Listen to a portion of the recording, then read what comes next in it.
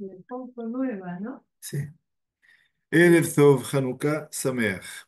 Comenzamos hoy el segundo día de Hanukkah, Bezrat Hashem, encendiendo ya las dos primeras velas de nuestra Hanukkah, que está a nuestra derecha, para el comienzo del estudio de este tercer capítulo, que hoy vamos a culminar con sus explicaciones.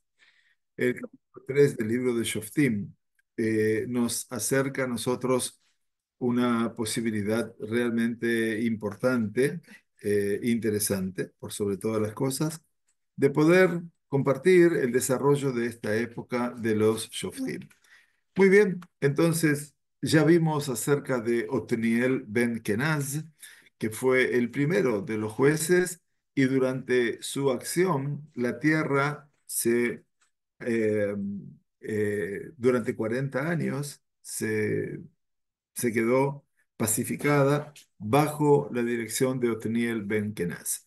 Y estudiamos entonces la semana pasada que otra vez volvemos al mismo ejercicio del pueblo judío en la época de los jueces, que es un reloj que marca un círculo vicioso eventualmente y que permanentemente vamos haciendo el mal y vamos cayendo en manos de los enemigos y luego viene el arrepentimiento y el pedido a Dios. Veamos entonces eso. eh, lo voy a repetir nada más para todos los que están presentes, tiene el texto en mano para ustedes.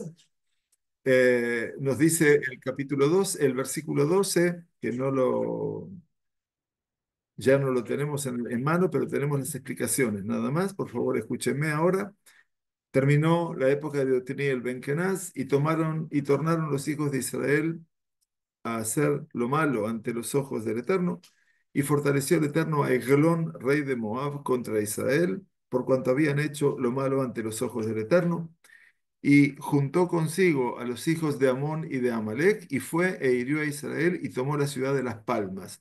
Estudiamos en su momento que no era la ciudad de Jericó, que era una ciudad aledaña a Jericó, pero tenemos la invasión de Eglón, rey de Moab, junto con su vecino Amón. Moab y Amón son hermanos, eventualmente, hijos de Lot, con sus hijas, y Amalek, que por supuesto aprovecha este escenario para poder introducirse, y sirvieron los hijos de Israel a Eglón, rey de Moab, por 18 años. Y esto es lo que queríamos ver. Ahora bien, el pueblo de Israel hace lo malo, los entrega a manos de un enemigo, y ahora empezamos el versículo 15 que tenemos todos con las explicaciones, y lo van a ver. El imploraron los hijos de Israel al Eterno, ya lo tienen ahí en mano, y el Eterno les suscitó Salvador.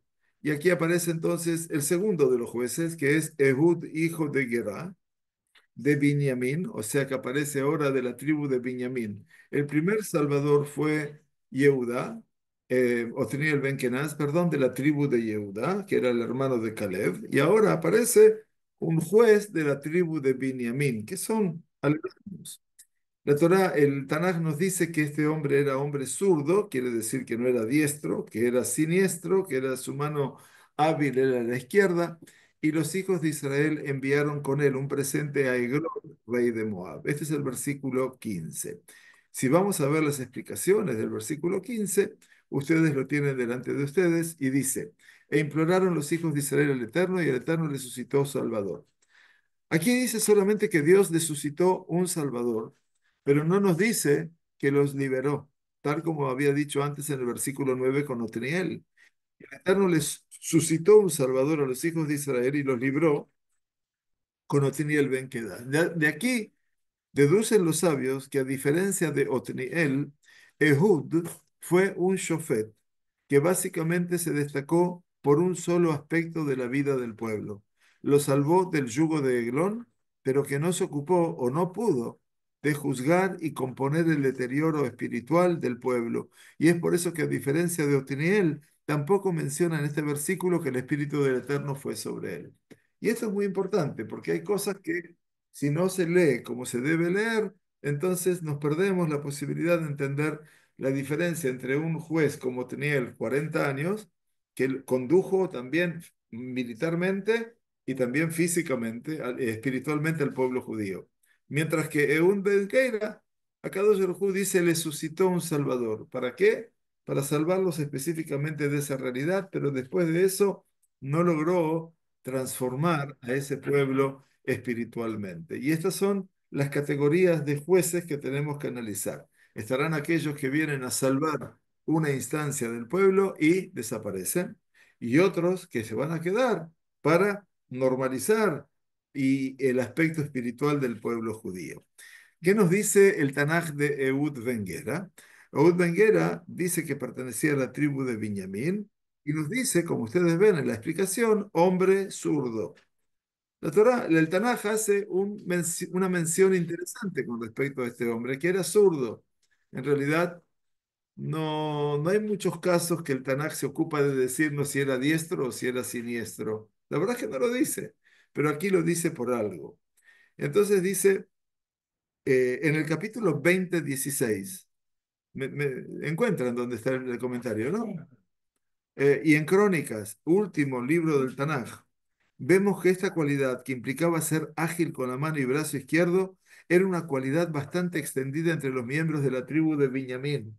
Por eso nos dice que era zurdo, porque la mayoría de la tribu de Binyamin eran todos zurdos. ¿Sí? No eran izquierdistas, no vayan a pensar en ese término ahora, sino que eran todos diestros de la mano izquierda. Quiere decir, no eran diestros, sino que eran la mano izquierda, se llama siniestra.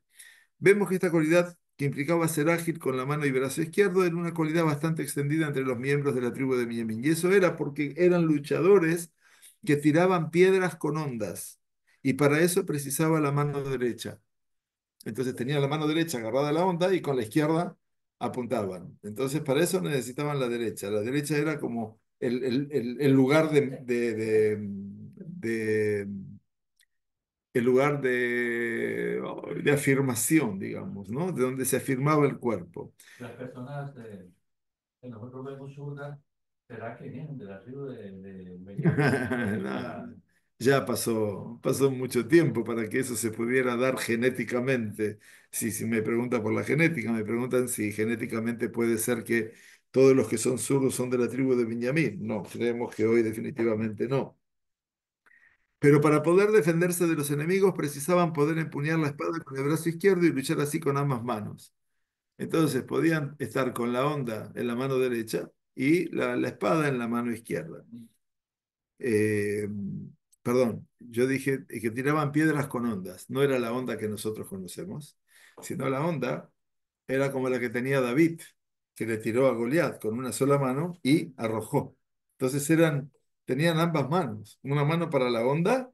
David mató así a Goliat, en última instancia. Él no es que le apuntó con una onda, sino que hizo así y tiró esa piedra y le pegó aquí en la frente a Goliat y lo hizo caer. Pero con la derecha, La los derecha, sí, zurdos, David no, los zurdos utilizaban las dos manos y tenía fuerza en la no derecha. tenía fuerza en la derecha, pero tenía puntería. Ah, puntería. Entonces la izquierda es la que tenía fuerza. Pero por eso, la No, derecha la no. derecha no tenía fuerza para pelear, pero tenía habilidad para tirar la onda.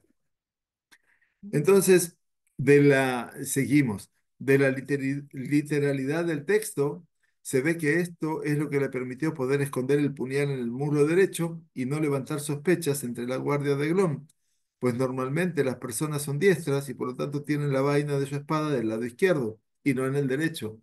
O sea que cuando se presentó delante del rey, tenía su puñal aquí y no se lo veía. Generalmente la gente cuando viene piensan que vienen con a la izquierda, entonces lo tienen que revisar, pero si vieron que no tenía nada, entonces lo dejaron pasar libremente. Bueno, y nos dice el pasú finalmente, y los hijos de Israel le enviaron con él un presente a Eglón, rey de Moab. Este presente era la manera en que le pagaban el tributo el pueblo sometido al rey. Si bien es llamado ofrenda o presente al rey, en realidad se trataba de todo tipo de regalos y la suma estipulada como tributo. Muy bien, entonces el versículo 16 nos dice que Ehud se había hecho un puñal de doble filo de un codo de largo, un codo son 50 centímetros, y ciñóselo debajo de sus vestidos sobre el muslo derecho, como estudiamos anteriormente. Bien, entonces, por lo tanto, veamos que acá hay algo para estudiar muy interesante y nos dice el Dad Mikra. Veamos la explicación aquí, en aquella época. ¿Me encontraron? En aquella época, arriba están los versículos, ¿sí? Está situado el versículo. En aquella época, lo usual era que los guerreros tengan espadas, lanzas o arcos y flechas. Ehud se fabricó él mismo este puñal, pues no era algo que se pueda conseguir. Las espadas en ese entonces eran más como machetes que se utilizan para cortar la maleza en la jungla. Tenían filo solo de un lado del acero. El puñal que se hizo Ehud medía aproximadamente entre 25 y 30 centímetros y lo hizo con doble filo. Es decir, la hoja de acero poseía filo de ambos lados. Normalmente tenían filo de un solo lado, como un cuchillo que usamos para comer. Normalmente tiene el mango y la parte de metal del cuchillo tiene filo de un solo lado. ¿De acuerdo? Eso es dable para todos. Pero Ehud pulió y afiló también la otra parte de la hoja de acero del cuchillo para que tenga filo de ambos lados y no sea más fácil, y sea, perdón, más fácil de clavar. ¿Entienden ustedes? Entonces el cuchillo que hizo él tenía filo de aquí y filo de acá. No es que filo y filo de aquí adelante y atrás, sino de ambos costados. Por lo tanto, era bien filoso y penetraba por ambos lados, eventualmente. Por otro lado, nos dice el Dad Mikra, al ser tan pequeña, puede guardarla en una vaina en el muslo, en la parte interior de la pierna derecha, pues al ser zurdo es más cómodo para sacarla rápidamente que esté al lado contrario de la mano con la que empuña. Además, como la mayoría de los hombres eran diestros, lo normal es que las armas las llevaran del lado izquierdo del cuerpo, y es por eso que no fue sospechoso por los guardias de Glon, pues vieron que Ehud no poseía ningún arma de ese lado. El hecho de que lo haya fabricado él mismo, nos dice nuestro libro, nos habla de que Ehud tramó esto con bastante tiempo de antelación y en el máximo secreto, pues si se le encargaba a otro que le fabrique el puñal, entonces podría ocurrir que se corra la voz y se enteren que Ehud poseía este tipo de arma, y entonces cada vez que fuera ante el palacio de Glon, sus guardias buscarían en Ehud el arma. ¿Ok?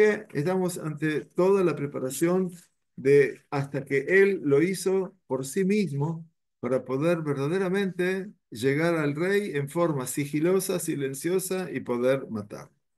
Muy bien, entonces nos dice ahora el versículo 17, se los leo, ustedes no lo tienen, no tienen el texto, lo pueden buscar si quieren, pero no está aquí en las explicaciones. Me escuchan los versículos y el que estudiamos es el 19. Versículo 17 dice, y le ofreció el presente a Eglón, rey de Moab, y Eglón era un hombre muy obeso. Estudiamos en su momento, no están las explicaciones, Hernán, no lo busque porque no está. Están las explicaciones, vuelvo a repetir, están algunos versículos. ¿Está bien? Entonces lo que estoy diciendo ahora no está. Y le ofreció el presente a Eglón, rey de Moab, y Eglón era hombre muy obeso. Estudiamos en su momento, porque ya leímos todo el capítulo y por eso no lo tenemos de vuelta, es que Ehud viene a traer el presente que trae el pueblo judío, que es el tributo. Ser esclavos de alguien era ser tributario de alguien, era pagarle impuestos. Entonces se lo trajo, obviamente, al rey de Moab, y el Tanaj nos dice que Eglón era una persona muy obesa. Obesa quiere decir sumamente gruesa desde el punto de vista corporal. Y luego que hubo ofrecido el obsequio, despidió a la gente que lo había traído. Y entonces Ehud se ve que viene con una comitiva, y entonces le traen el tributo al rey, y el, el rey los despide, quiere decir, los deja ir y ya se van. ¿Qué dice el versículo 19? Veamos ahora sí la explicación del versículo 19 que está al reverso de la hoja de ustedes, ¿sí? Más él, nos dice el versículo 19, ustedes lo tienen, ya ese versículo, se volvió desde los ídolos que están en Gilgal y dijo, tengo un mensaje secreto para ti, oh rey. Y éste respondió, guarda silencio. Y salieron de su presencia todos los que con él estaban. Entonces aquí Ehud tiene su trama. Ya se habían ido todos. Y de repente, en un momento, Ehud había pasado determinada parte del salón del rey y se da media vuelta y le dice que tiene un secreto para el rey. Y entonces el rey le dice, cállate, no digas nada, y se hace salir a toda la gente que está en su presencia, que son sus escuderos, que son todos sus soldados, eventualmente. ¿Qué dice la explicación del versículo 19? Mas él se volvió desde los ídolos que están en Gilgal. Ehud, nos dice la explicación, volvía junto con la comitiva del pueblo de Israel y llegando hasta la zona fronteriza, en donde el pueblo de Moab había instalado estatuas de sus ídolos paganos para demostrar posesión sobre esos lugares, pues Gilgal era una ciudad que pertenecía a Israel. Nosotros claro que la conocemos, Gilgal, de la época de Josué. Fue el primer lugar que llegaron cuando entraron allí y Yoshua hizo el Brit Milá de todos los nacidos en el desierto. Pues Gilgal era una ciudad que pertenecía a Israel, pero para marcar presencia los idólatras que hicieron, pusieron ídolos en ese lugar. Entonces es donde se asentó el campamento de Yoshua y el tabernáculo. Es allí precisamente donde Moab había instalado sus dioses para ostentar poder y demostrar el sometimiento de Israel a ellos. Ehud hace como que se olvidó de algo y regresa él solo hacia la residencia de Eglón. Y esto lo hace por tres motivos. Vean las explicaciones. En primer lugar, no quiere exponer a la comitiva y a muchos del pueblo de Israel a que sean muertos en caso de que salga mal el plan, sino que se vea como que era una cuestión de un solo hombre y no una traición de todo el pueblo de Israel. Bastante leal este hombre, ¿no es cierto? Bastante interesante. En segundo lugar, él quería hablar en privado con el rey y para eso debe estar solo. Aparentemente, Ehud había estado trabajando desde hace tiempo para ganarse la confianza personal de Eglón. El tercer motivo es para que estos hombres de la comitiva de Israel vayan preparando a los hombres de guerra y que estén listos para luchar, tanto si el plan sale bien y vayan a derrotar a Moab, en caso de que salga mal, y en caso de que salga mal y Moab quiera vengarse de ellos. Entonces le dijo Ehud, tengo un mensaje secreto para ti, oh rey. Y éste respondió, guarda silencio, y salieron de la presencia todos los que estaban con él. Al regresar solo y decirle al rey que tiene un mensaje secreto para él, le permitieron acercarse al rey, pues les hizo pensar que volvió sin la comitiva porque probablemente Ehud quería advertir a Eglón acerca de algún tipo de traición o rebeldía de Israel. Y es por eso que prefiere hablar en privado y por ser que ya se había ganado anteriormente la confianza del rey, Eglón le pide que guarde silencio hasta que puedan ir a un lugar resguardado y habrá hecho algo para que salgan todas las personas de alrededor y por ser que en el palacio ya estaban acostumbrados a la presencia de Ehud y sus charlas con Eglón, esto no despertó sospechas de los guardias, quienes se retiraron, dejándolos solos para hablar en privado como habrá ocurrido tantas otras veces anteriormente. O sea, no es la primera vez que Ehud va a ir a verlo a Eglón. La rutina hacía que mes a mes había que pagarle tributos al rey. Entonces, aparentemente, Eglón ya llevaba una serie de meses llevando los tributos y ya se conocían. Y por lo tanto, ahora que ya había tanto conocimiento, entonces, ok, Ehud va a aprovechar ese acercamiento. El versículo 20, que sí tenemos aquí, nos dice, y se acercó Ehud a él, el cual estaba sentado solo en la habitación privada.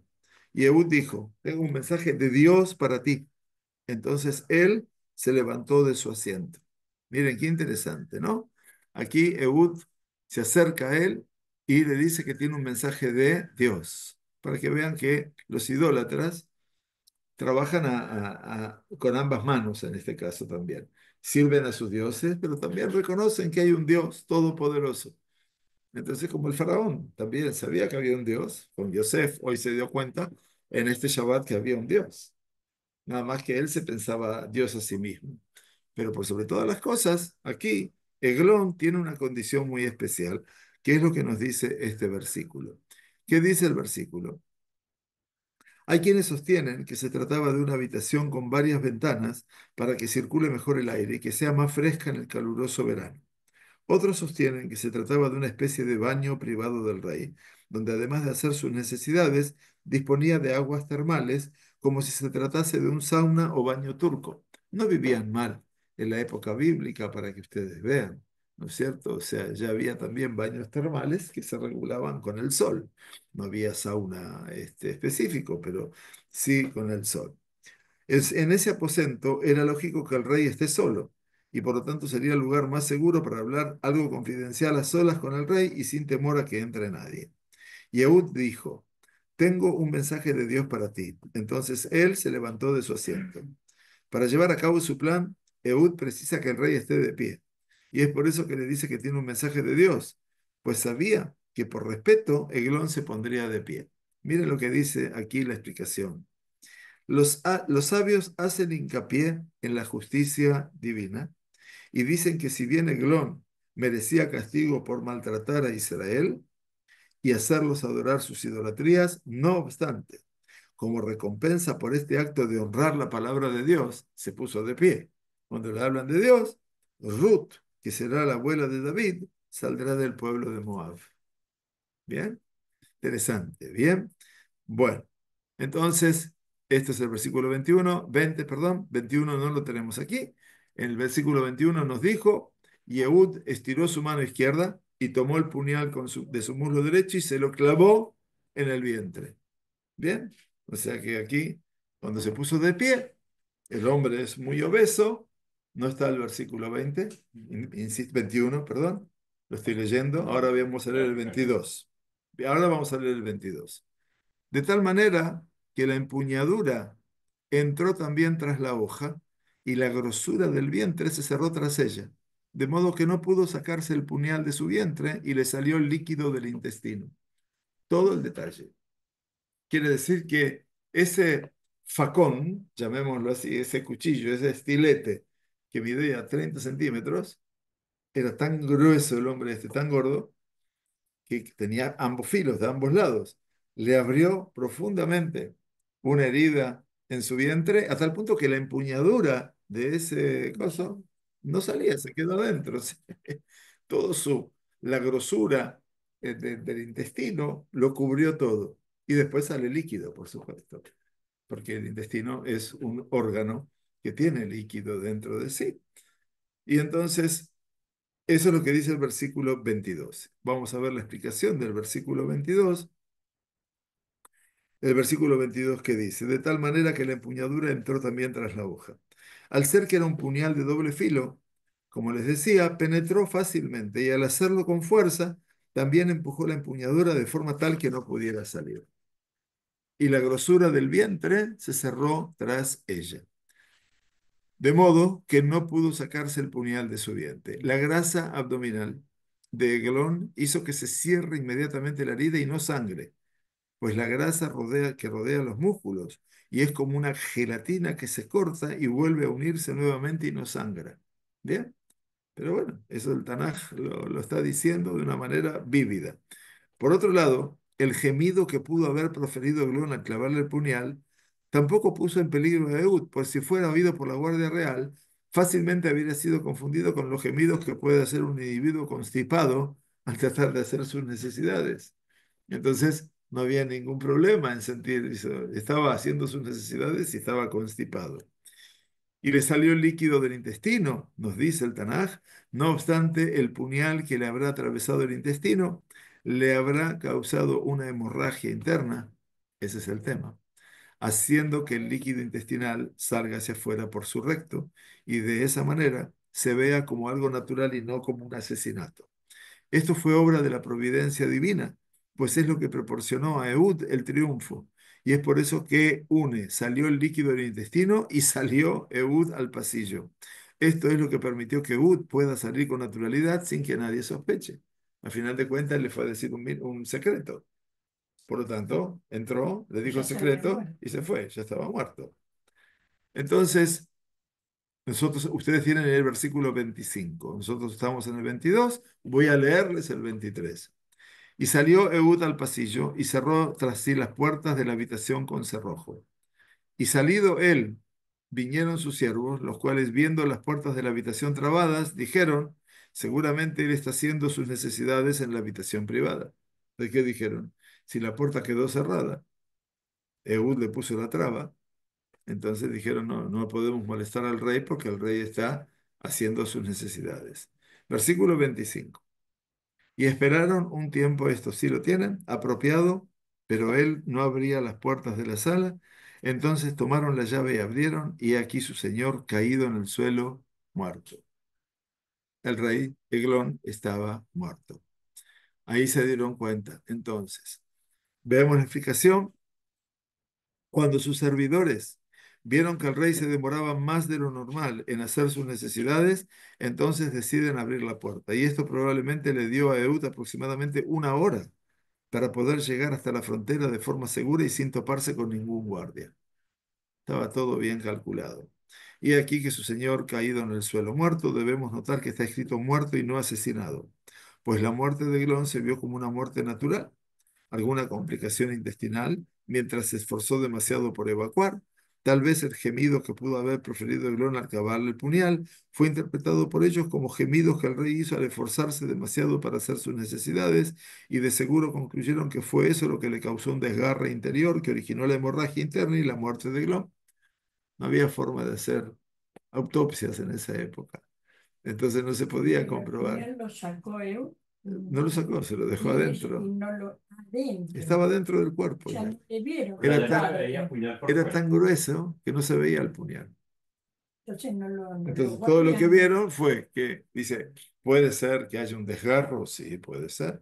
Cuando la persona es muy obesa, eventualmente, entonces puede ser un desgarro y puede ser una, una rotura intestinal que le produce eventualmente una hemorragia.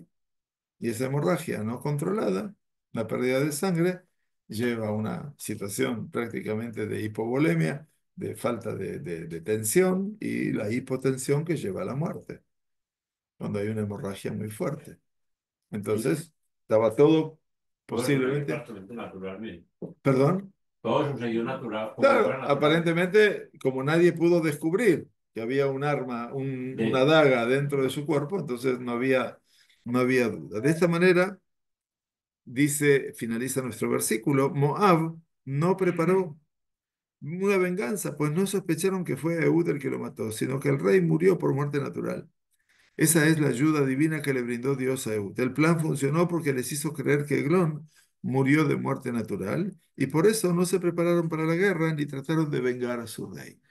O sea que aquí, como se diría en Buenos Aires, la sacaron barata, ¿no? Porque en última instancia podían haber, obviamente, tenido un escenario complejo de, de una guerra, o que vengan los moabitas ahora eventualmente a conquistar y a derrotar, a matar al pueblo de Israel. Sin embargo, no ocurrió nada de todo esto, por suerte, y en última instancia terminó bien.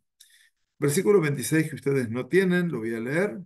Más, entre tanto que ellos se demoraban, Ehud se escapó y dijimos, pasando los ídolos, huyó a Seirat.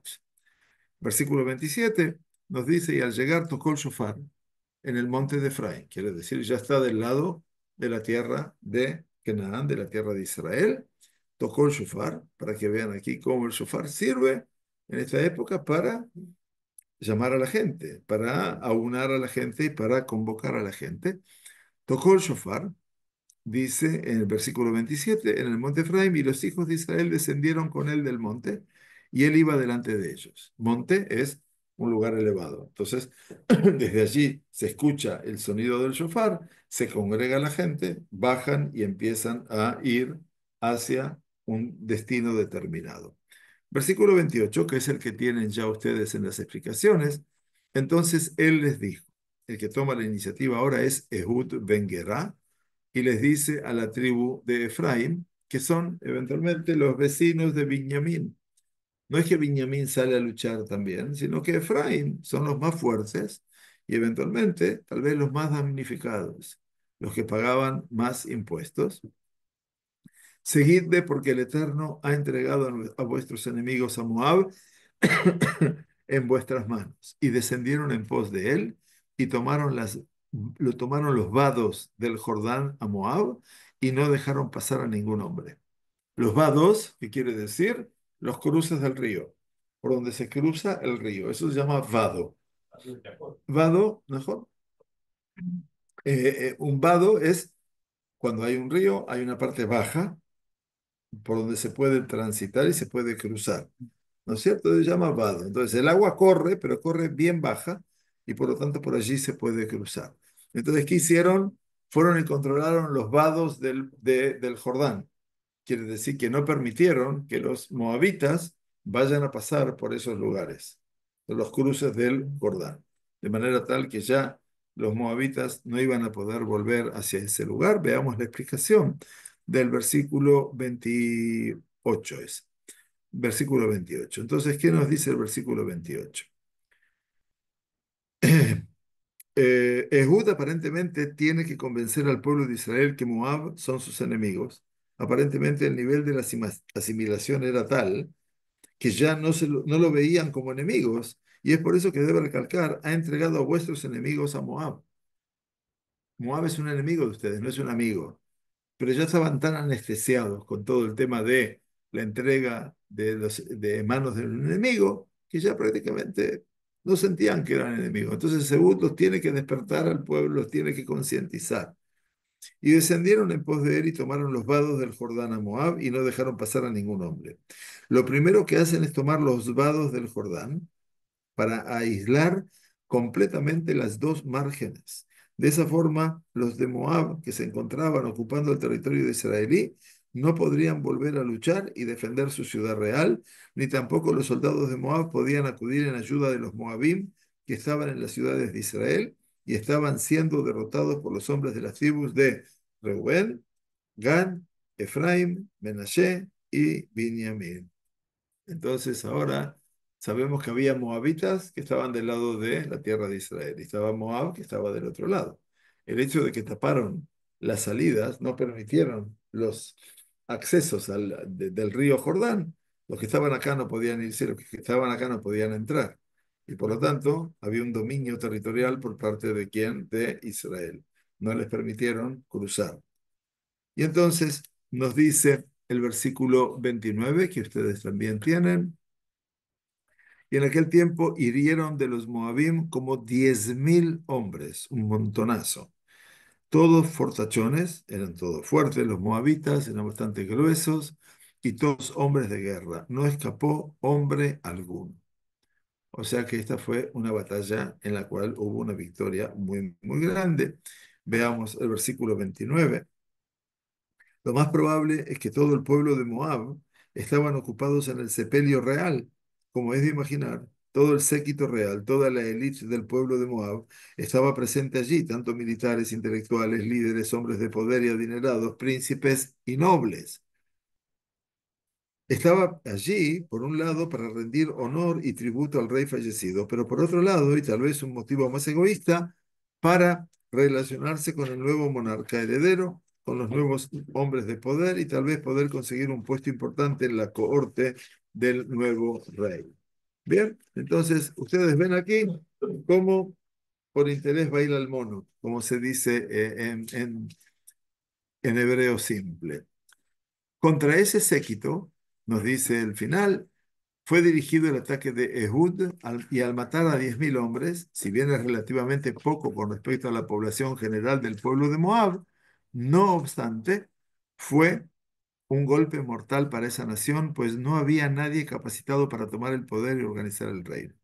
Tal vez la gente común que había quedado, agricultores, peones, etcétera, se estaban peleando entre ellos para ver quién tomaba el poder y es por eso que luego de este golpe a Moab le llevó mucho tiempo de rearmarse, pues el vacío de poder y liderazgo es inmediatamente aprovechado por el pueblo de Midian, que eran vecinos de Moab y ellos toman el liderazgo.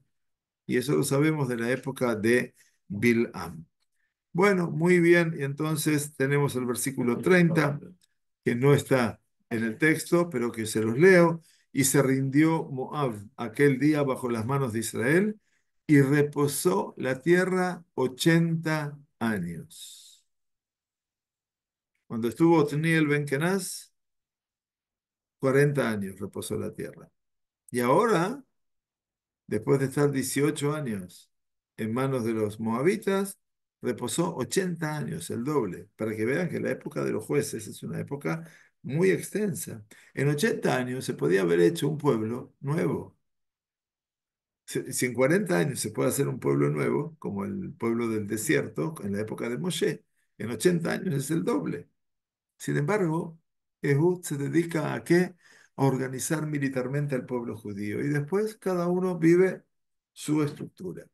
Versículo 31 dice, no dice nada de Ehud. Después de él, ni siquiera se dice que Ehud murió, pero después de él, quiere decir después de Ehud, versículo 31, último de las explicaciones, fue Shamgar, hijo de Anat. Aquí aparece el tercero de los jueces, Shamgar ben Anat, el cual hirió 600 hombres de los Pelishtim. Ya los Pelishtim estaban en la tierra. Los Pelishtim, que no eran oriundos de la tierra de Canaán, no son de los 7 pueblos canaanitas. Los Pelishtim son invasores griegos que llegan a sentarse en la costa, en la franja de Gaza, en Ecrón, en Gat, Ashkelon y Ashdod, esa toda la franja sur de la tierra de Israel hoy en día. Ahí llegaron los Plishtim porque eran expertos navegantes y tenían también una expertez en la guerra con arco y flecha. Y entonces nos dice, después fue de él, después de Ehud, vino el tercer juez, Shamgar, hijo de Anat, el cual hirió 600 hombres de los Peristim en una aguijada, con una aguijada de bueyes, y él también salvó a Israel. Aquí dicen que era tan valiente este Shamgar en Anat con una quijada de bueyes, de la quijada es la mandíbula. La mandíbula quiere decir con eso mató a los Peristim.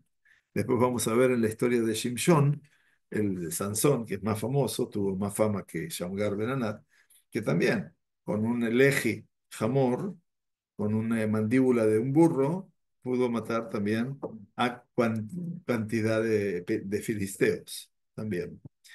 La explicación, última explicación de nuestro capítulo 3, versículo 31. Después de él fue Shamgar, hijo de Anat, etc. Hay quien dice que en realidad este Shofet era un converso y su propio nombre lo dice, Shem Ger, Sham Gar, Sham Gar, Shem Ger, que quiere decir nombre de converso, y el nombre de la madre, Anat, es el nombre de una divinidad pagana, ¿es verdad?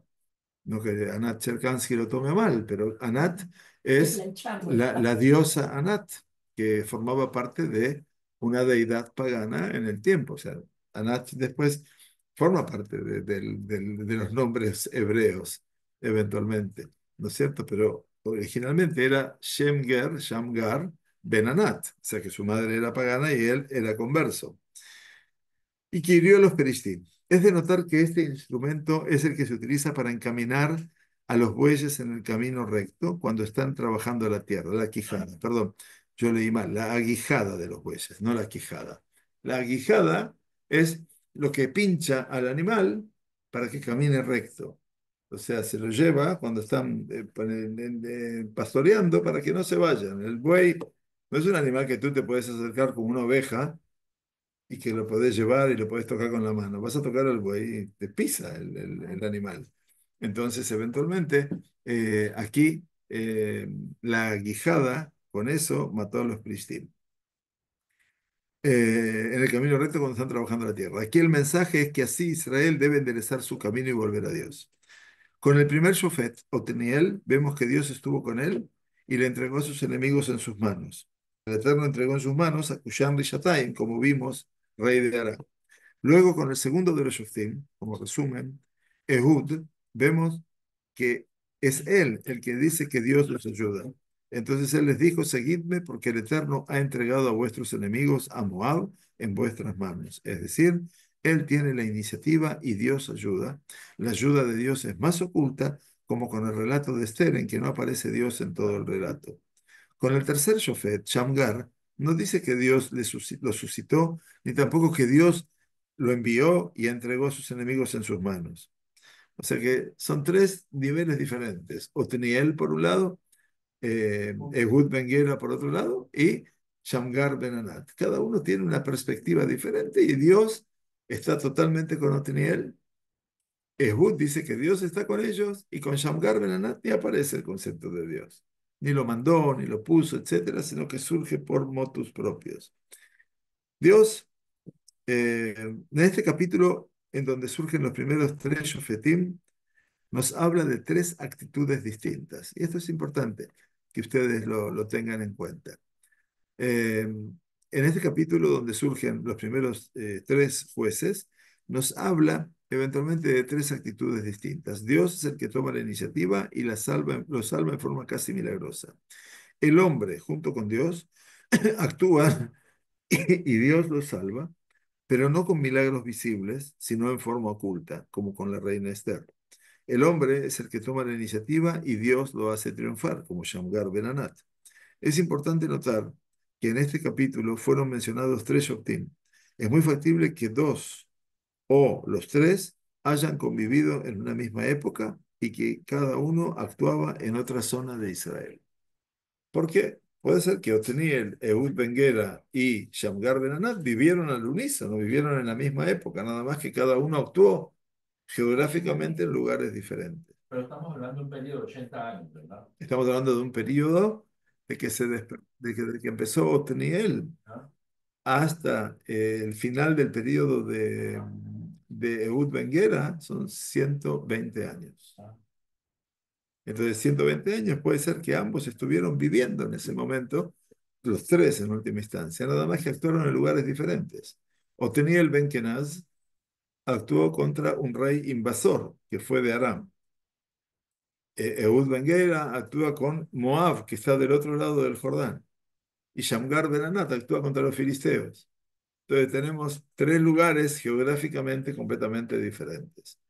Y esto es lo apasionante que tiene el libro de Jueces, porque si bien el resultado de la época de los jueces es nuestro reloj, en hora 12 el pueblo de Israel que hace el mal a los ojos de Dios, en hora 3 como les enseñé, el pueblo judío es entregado en manos de sus enemigos y quedan como esclavos o como tributarios, en hora 6 el pueblo de Israel clama a Dios esperando una respuesta y en hora 9 aparece el Salvador.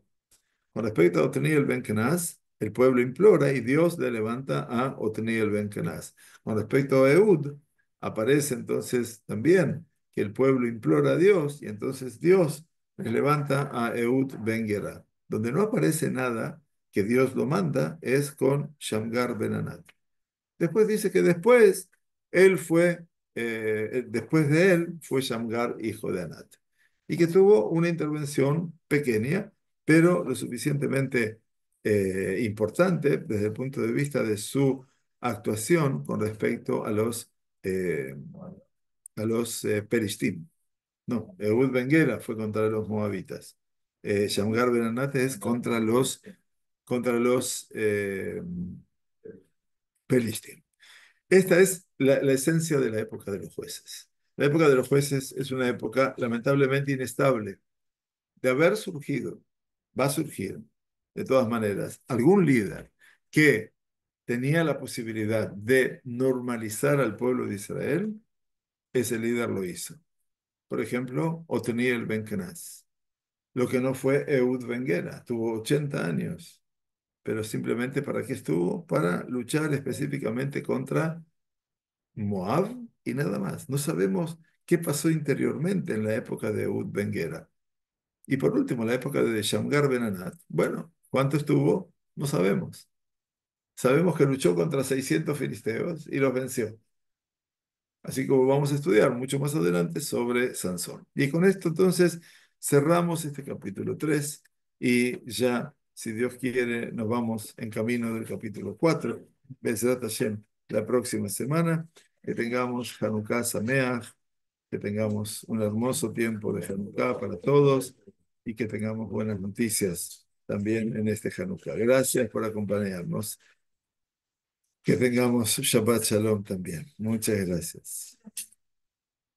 Gracias, ¿no? Bienvenidos. Dame el bastón porque me lo da. ¿Cómo va el ritmo? Me da un bastonazo. Bien, dame el mano. Te lo olvido.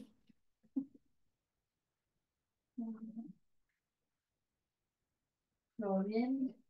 Baruch Hashem. Gracias.